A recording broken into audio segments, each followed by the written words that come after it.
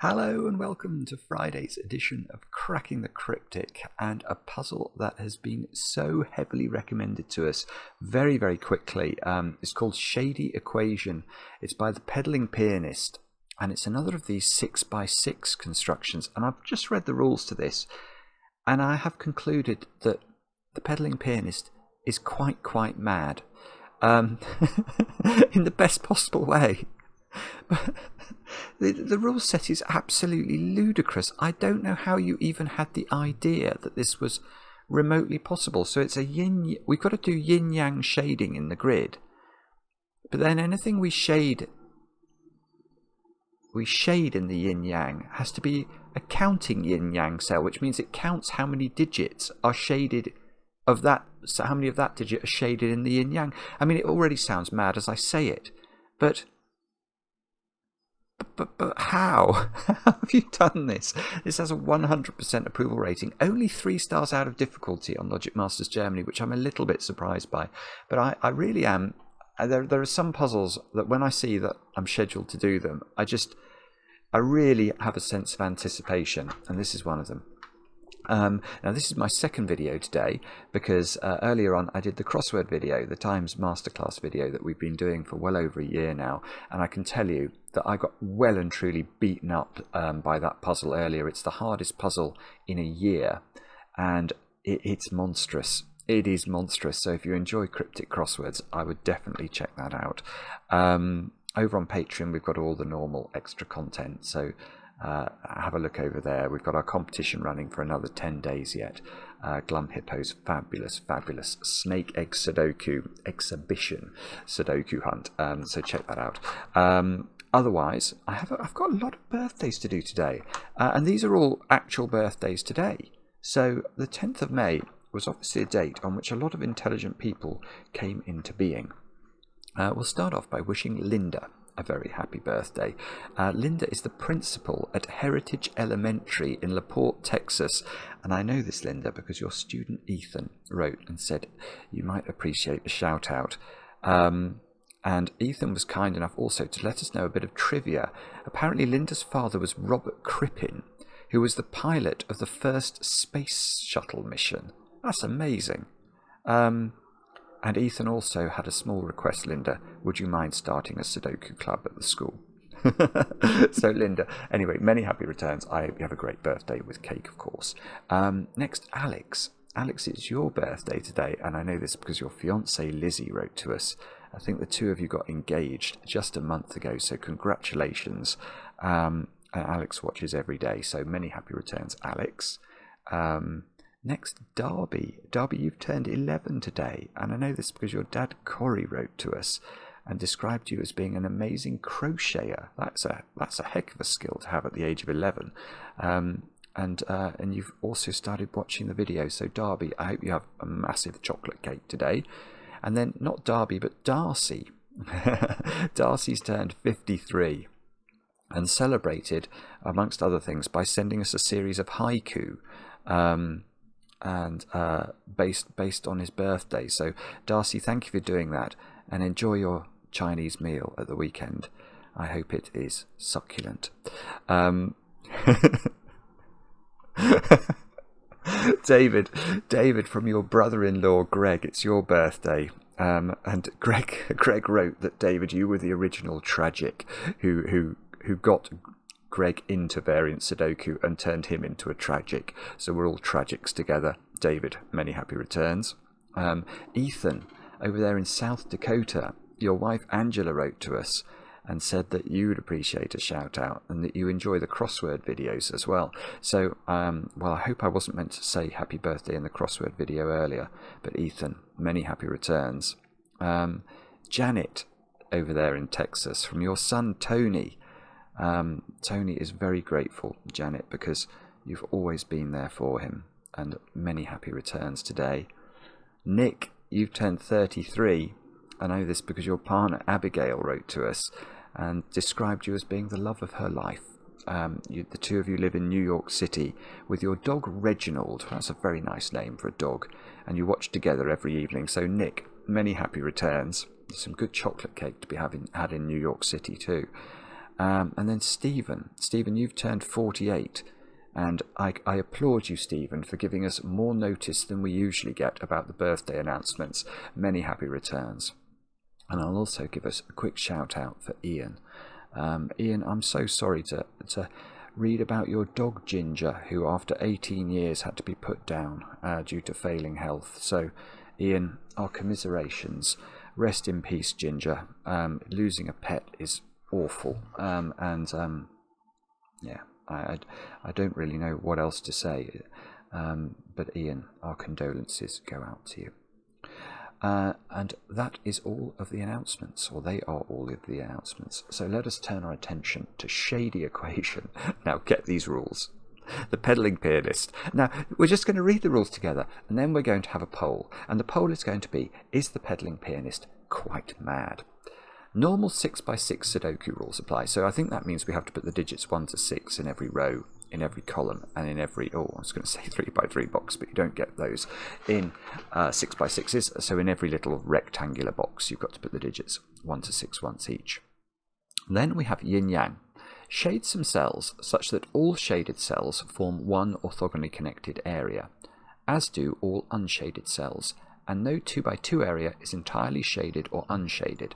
So this is the classic Yin Yang idea. So something like that, I think, would be a valid shading. Because you can see that all of the green cells are orthogonally connected, which means they can all be connected along cells that share an edge.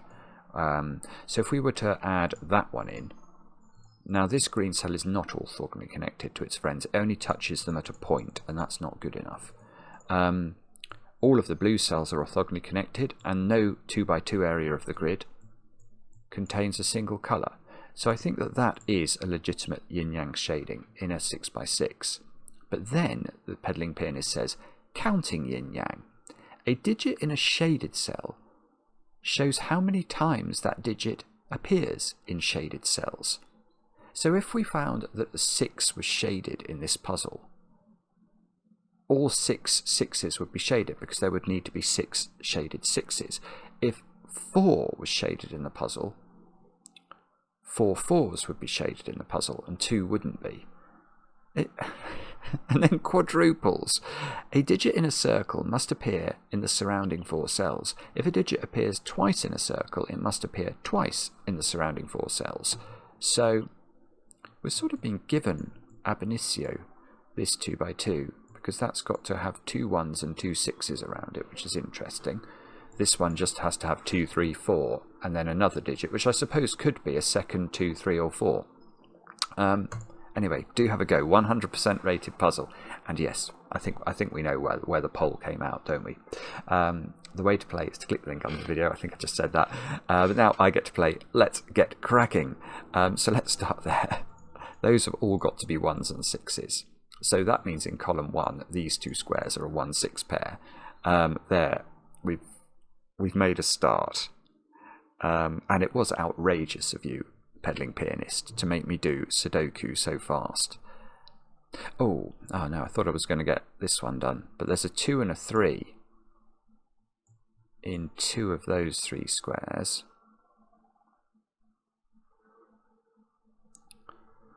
Right, so that square is a little bit restricted.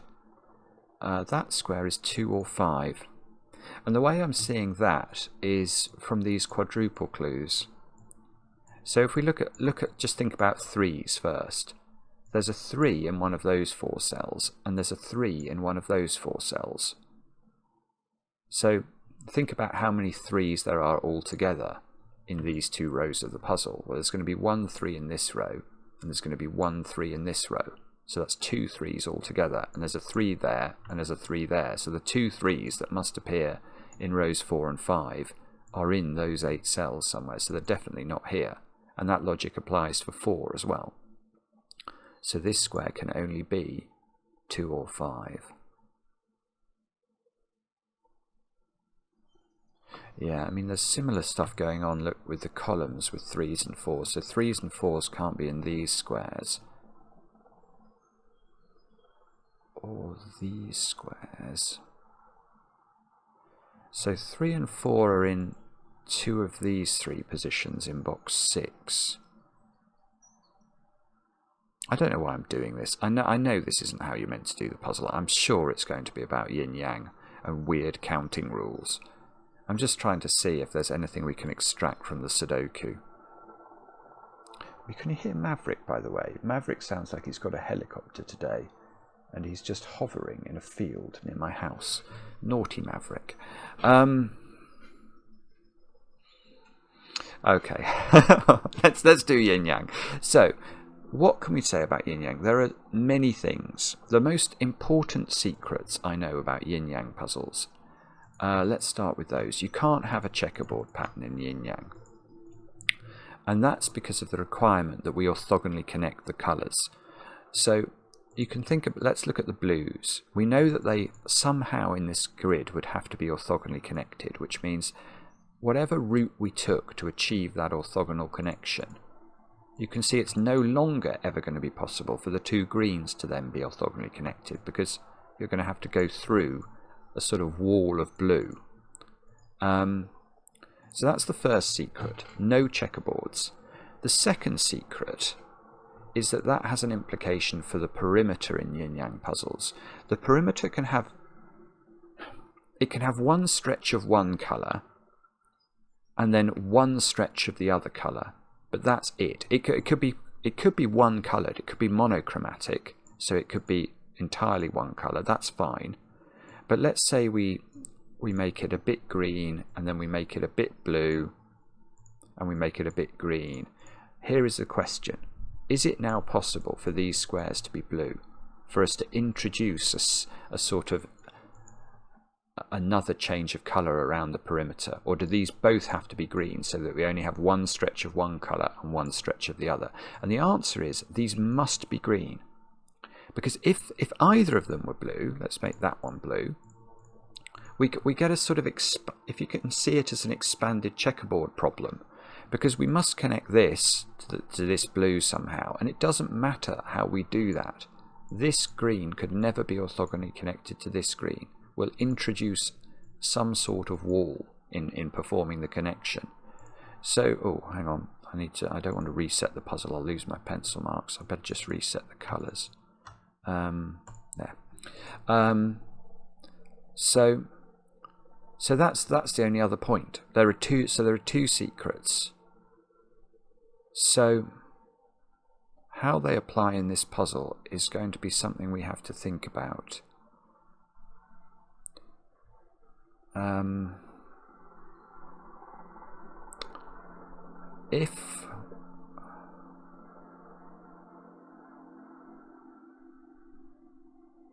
No, what I was about to say is gibberish. I'm not going to say it.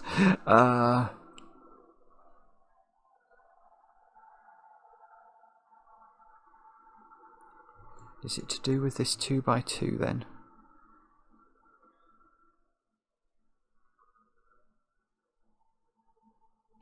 Well, okay, I've got one deduction. Okay, oh no, that might even be wrong. My one deduction that I've just thought I've got might be wrong. Oh dear. Alright, no, this is probably true. What I was going to say is it's not possible to have a complete row or column of the perimeter shaded. I think that's true. So let's just think about... The reason I think that's going to give me a problem is here. But it's for a weird reason. Obviously, if we shade a complete row or column, then the digits 1 to 6 are shaded. And that means the puzzle contains 6 shaded 6s. Which means that if we think about this arrangement here, I don't know how the 6s are arranged, but they're either going to be on the diagonal like that or like that. One of those things is true. But because there would be a shaded 1 in this column as well, the 1s around here would be unshaded. So I think what the Pedaling Pianist is doing is saying, well, if you do this, you will create a checkerboard here.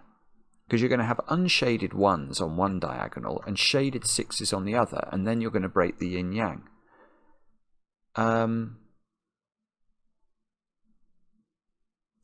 So that's what I'm going to claim.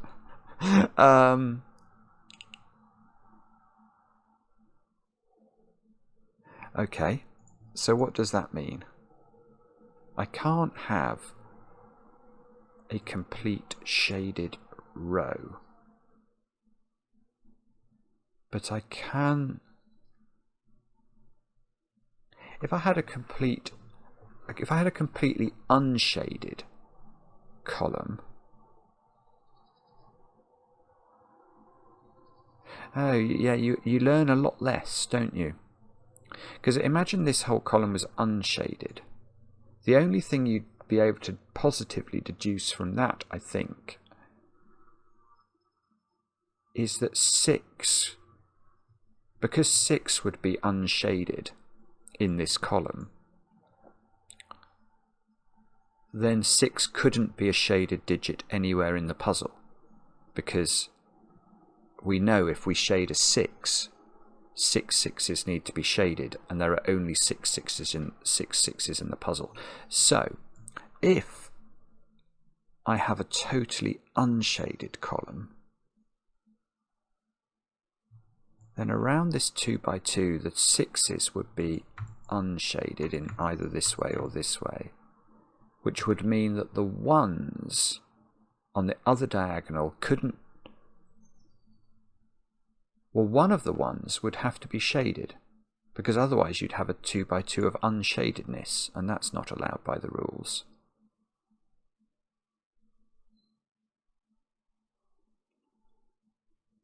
But that's probably fine, isn't it?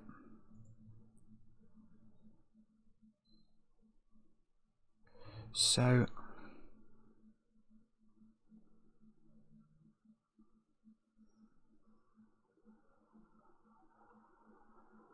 but hang on, if I can only have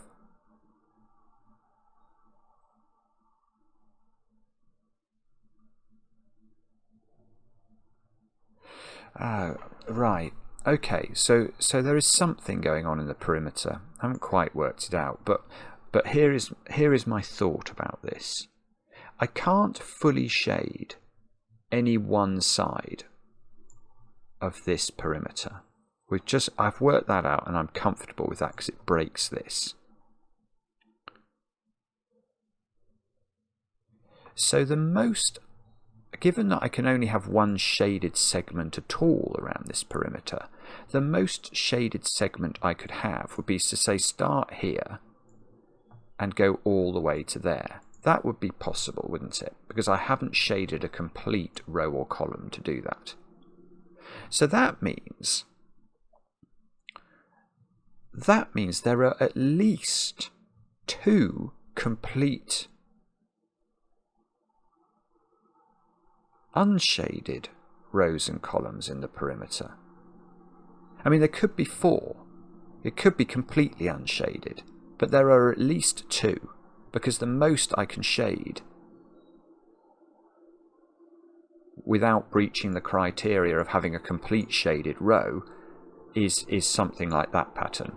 Obviously that pattern could be there instead. So that's really interesting, because that's okay, because I must therefore have at least 2 unshaded sides. 6 is not a shaded digit in this puzzle, because again, in that example we just did, there's definitely going to be, I suppose, yeah, it doesn't matter. Yeah, I was just wondering if the 6 could be in the corner, but that still doesn't change the point. It's still unshaded. There must be an unshaded 6 here, and there must be an unshaded 6 here. Yes, the 6 could be in the corner, but there's still one unshaded 6, and that's all you need to conclude that 6 is unshaded in the puzzle. So now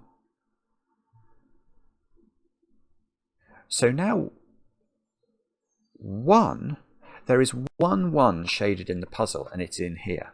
Because now we know that there is an unshaded 6 in the perimeter, or more than one, then all 6s in this puzzle are unshaded, which means either those two are unshaded or those two are unshaded, depending on where the 6s go around this clue. Now, so let's say that those two are both 6. We now know they're unshaded. Now these can't both be unshaded, because that would create a 2x2 of unshadedness. So at least one of these has to be shaded, but you can't shade both of them, because when you shade 1, 1, that's the 1, 1 in the puzzle that you're allowed to shade. These are the sentences you get to say when you solve pedaling pianist puzzles. So, now we know that exactly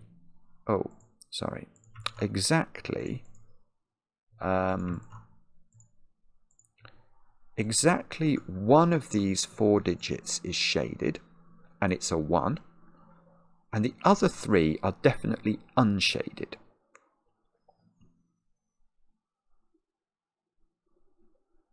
Now, what can we do with that?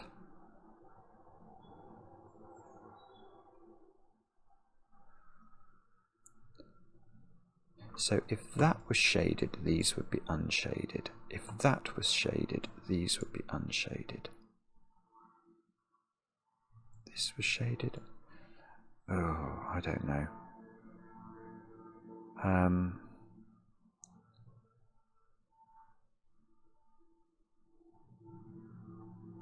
Sorry.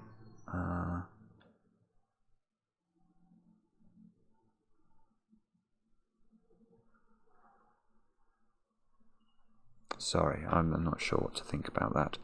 I know.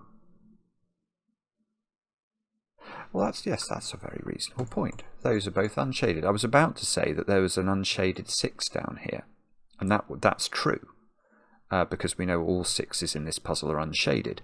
But also, because I know that the shaded 1 is in this 2x2 area, the 1 down here is also unshaded, so these are both unshaded. So, right, so here's the thought. Is this telling us that the whole of this perimeter is unshaded? Is that actually a possibility in the puzzle? So if we unshade the whole of the perimeter,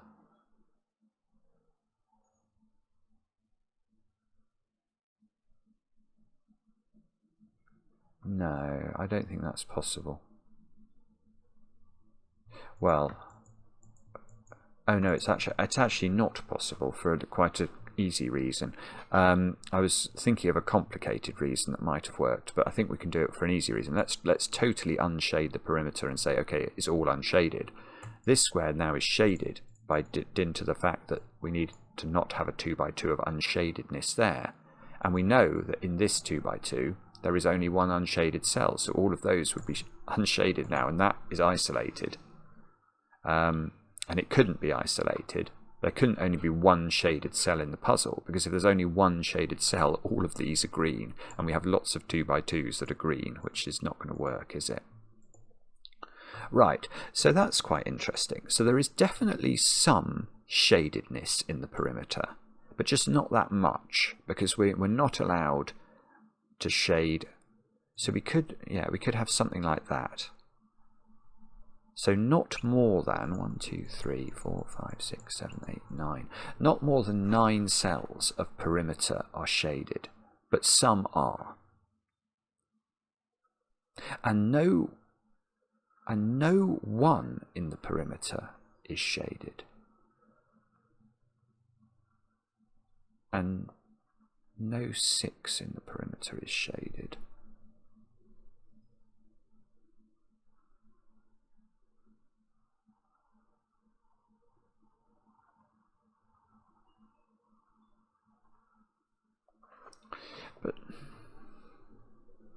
But how many shaded cells do you need?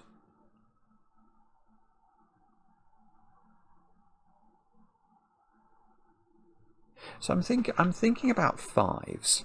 I'm thinking about whether 5 has to be shaded in the puzzle. And my instinct is that it does.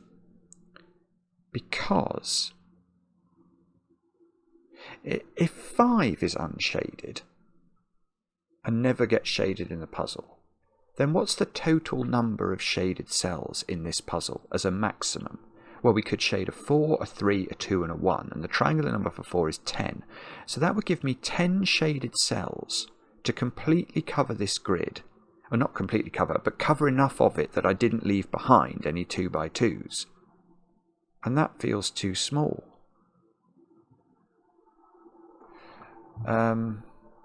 Especially as I've got to have stuff in the perimeter.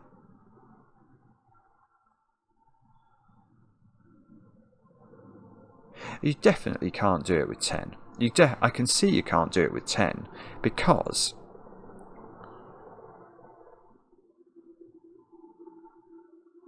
yeah, I mean, let's look at the corners. If you look at the corners of the puzzle, so is it necessary to have a shaded cell in there?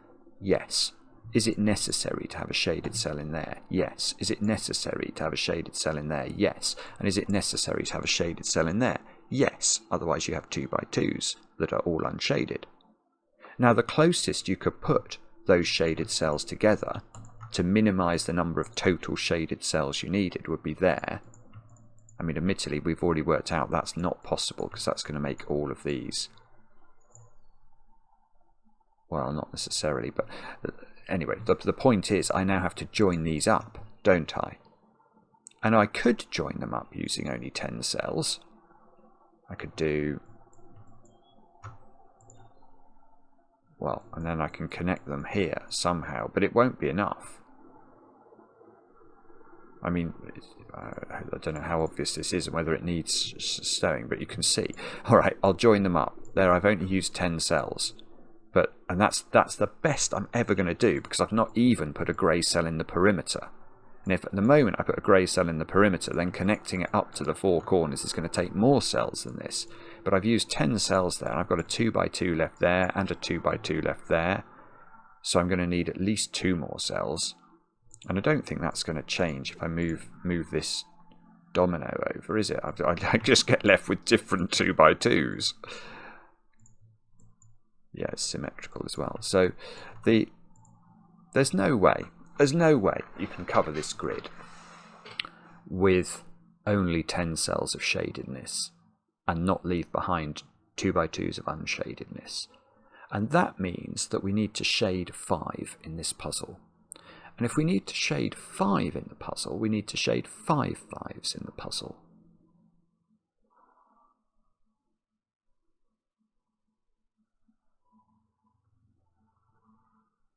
But now I've got a problem. Okay. Alright, so now I've got another deduction. I think. This is weird, this puzzle. It's really clever, actually. It's very, very interesting to me, at least, because, right, what we've deduced so far is that there is some stretch of shadedness around the perimeter that can't be that long, because we can't fully shade a side. Now that means what we have deduced is that there are at least 2 sides of this puzzle, at least 2 sides, which are completely unshaded. And they are contiguous, because there's obviously only one shaded stretch. Now, let's think about that. So let's imagine that these cells are... So let's put the longest stretch we possibly can of shadedness in, and say these two sides are therefore the only unshadedness in the perimeter. Well, now we've got to be really careful, because we have worked out that there is a shaded 5 in this puzzle somewhere. And therefore there are 5 shaded 5s in this puzzle. But we can see on this analysis there is definitely not a shaded 5 in row 1. And there is definitely not a shaded 5 in column 1. How can that be true? I mean, imagine this was a 5. Well then, then it's definitely true to say if that's a 5, there's definitely a 5 unshaded in one of these squares, and there's 2 unshaded 5s, which doesn't work. So in fact what we're actually being told here is that there is an unshaded 5 in a corner of the puzzle. Now we don't know where it is, unfortunately, but somewhere in this puzzle, one of those 3 corners, because it can't be this one of these 3 corners is a 5 .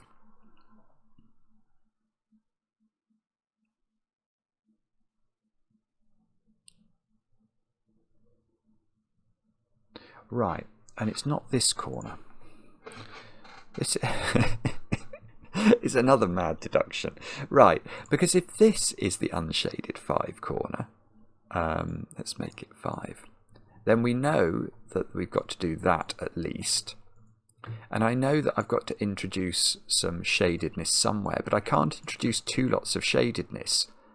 And therefore at least one of these other sides is going to be completely unshaded. And it is going to have a 5 in it, and there's going to be 2 unshaded 5s, which doesn't work. So that square is not a 5. So I've now got the most ludicrous position, which is that one of those is an unshaded 5. And wherever that goes, it is going to be the sort of the corner of a dog leg. So if this is an unshaded 5, so if that was true, if this was an unshaded 5, that would be shaded, because we'd have to avoid a 2 by 2 in the corner. And if this is an unshaded 5, and that's it. That's beautiful. It's the same logic I was looking at earlier, but I was looking at it for a totally different reason. Oh, good grief.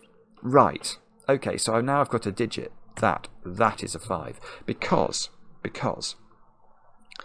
if we know we've worked out one of these is an unshaded 5, if it was this one, we know that all of this has to be unshaded.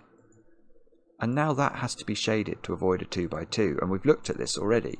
Those 3 have to then be unshaded to achieve what we know about the fact that 6s are unshaded in the puzzle, and we can only shade 1, 1, and we'd isolate this square. And that won't work. So that means this can't be 5, and that means this must be 5, I think. So this is unshaded 5. All of these are now unshaded. This is shaded, and that's our first shaded cell identified. 5 is in one of those squares by Sudoku, and that tells us the nature of that. Look. So these are 2, 3, 4, 5.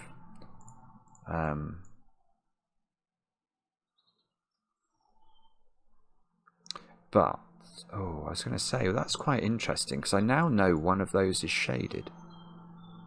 Because this is the only unshaded 5 in the puzzle.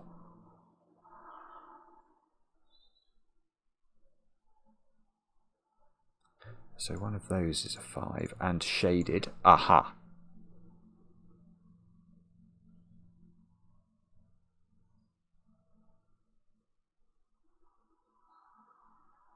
Yes. Okay.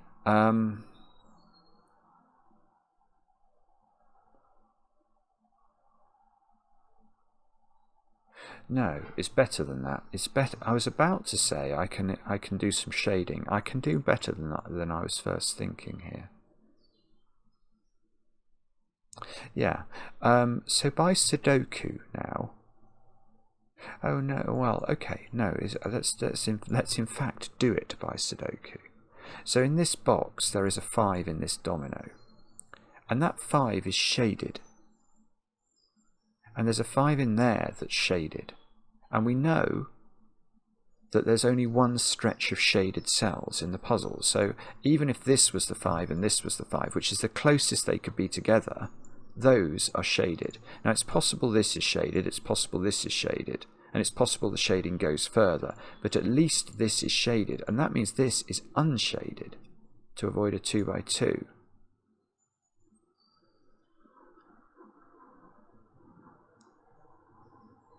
Now,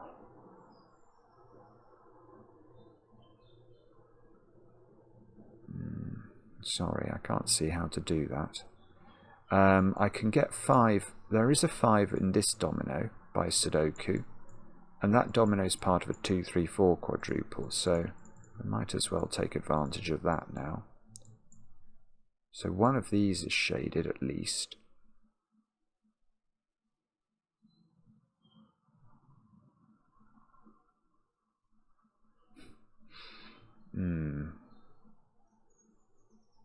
Okay. Now I might be getting stuck.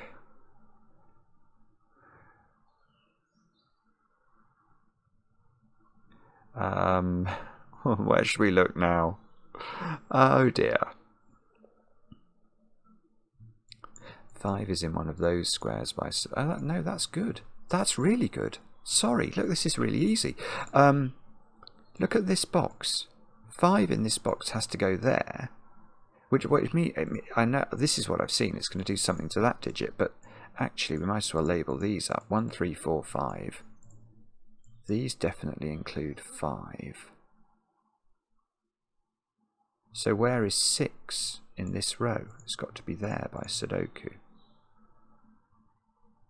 So this is great. Where's 6 in this box now? It's got to be here by Sudoku. So that's 6. That's 1.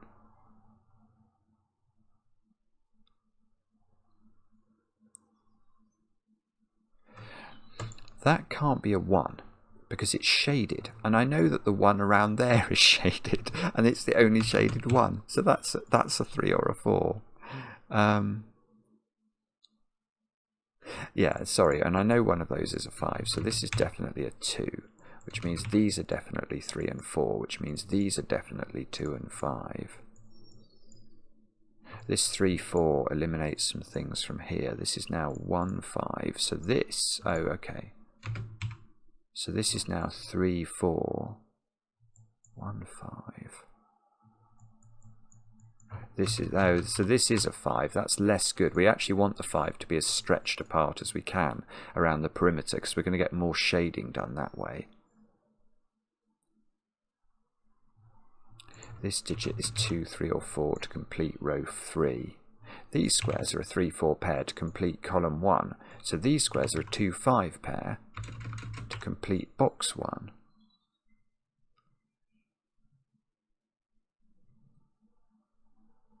And that might be useful. 1? Where's 1 in this box? The answer is here. So 1 is in one of those 2 squares. These are a 2, 3, 4 triple. 2, 3, 4, 5. So this is a 1, 6 pair to complete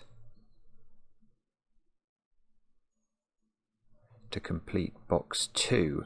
Now there's a 2, 5 pair in row 1. So this is 3 or 4.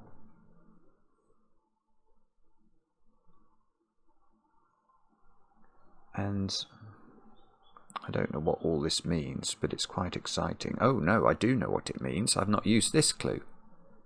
Where's the 2 around that clue? There. So this is 3, this is 4. Oh, this, right, that, oh, hang on. I did the wrong. Look, I've got to get rid of 2 from here. I could see that was going to give me a 3, 4 pair, so that's going to give me a 2.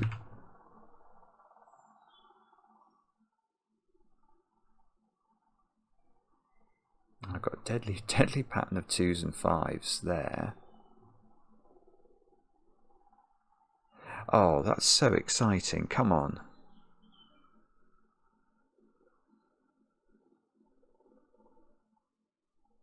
These squares, what are they? 2 and 6. Oh, no, that's good. That's good. So 6 and 1. 1 and 5. 5. Right, what are these squares? 3 and 4. Can do that. Oh no, it's still not resolved. Okay, so, but what we can do now, which is tremendous, is we can, any 5 in the grid that isn't that one is shaded. So I'm going to shade those in. There's a shaded one down here. That's shaded actually, because I've got to avoid a 2 by 2 here. Right, So now, right, now there's loads of things bubbling off in my head. Right, first thing, there is now definitely a shaded 2 in column 2. In fact, there's definitely...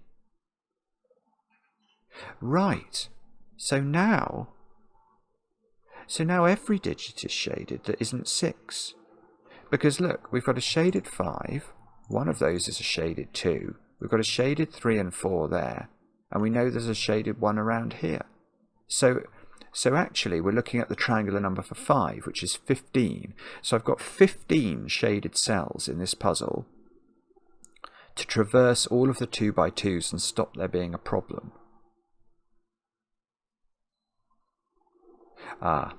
This is gorgeous. This is so gorgeous. Right, but now, because I've worked out 4 is a shaded digit, 4 4s have to be shaded in the puzzle. That is an unshaded 4. One of these is an unshaded 4. So that 4 is shaded, because I need 4 shaded 4s.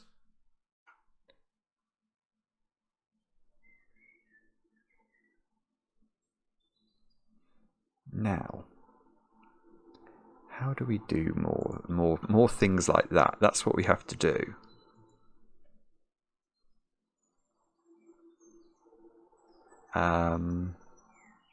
Don't know yet. I can see I might have to avoid a checkerboard there.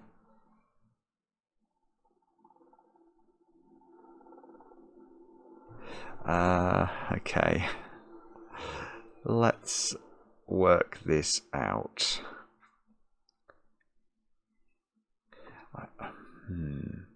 So I've got one shaded 4 here, second shaded 4 here.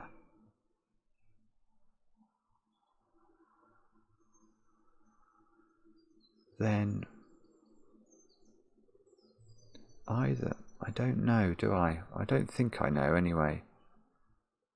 Okay, let's try it differently then, because the other thing I did see is that I can't shade any 6s and I can't shade any 1s that are not the 1 around this 2x2.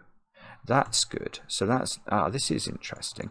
So now look at this 2x2. I've got to not have it completely unshaded. So that's shaded. Now I can avoid a checkerboard here. That's got to be shaded. That's a shaded 2. And I know there's a shaded 2 in that column. So that's the 2 shaded 2s. So that is an unshaded 2. And this has to be shaded to avoid a checkerboard. And that's, look, this is beautiful, because this is the only shaded cell that we know exists around here. So that's a 1, which means that's a 1, that's a 6, and that's a 6.